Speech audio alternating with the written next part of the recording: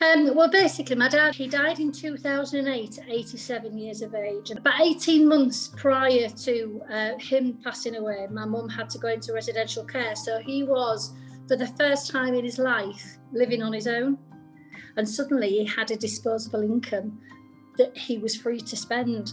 So what happened when he started living on his own was he got interested in these catalogues that come with Sunday papers. That target products, particularly like for older people, I think. And he just started ordering stuff from these catalogues. And then the next thing I noticed was that he was getting lots of phone calls. And then subsequently we found out that, he was paying lots of money to charities. So, this had all been going on, and he didn't really ever talk to anybody about it. And there's quite a lot of the actual volume of it we discovered after he passed away.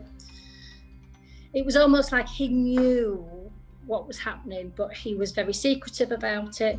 And he was obviously the type of personality that was very perceptive to fraud. None of us were really as aware of fraud and the impact of fraud and how they operated to the extent that we are now.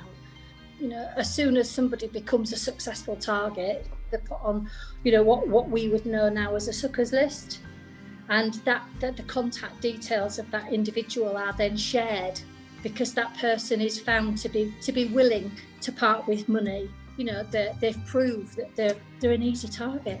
They've found lonely people will disconnect a call blocker, which is the device that stops these calls coming in and protects them, because they would rather have contact from fraudsters than no contact at all.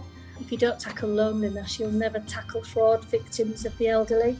It's about that, supporting people. If you're caring for somebody, you've got an elderly relative, somebody or a neighbour, sit and have a cup of tea and actually just start a gentle conversation around the different types and fraud in general, and also if you're picking up triggers, things like lots and lots of junk mail, things like lots of telephone calls while you're there, things lying about that are evident signs of something that's just not quite right.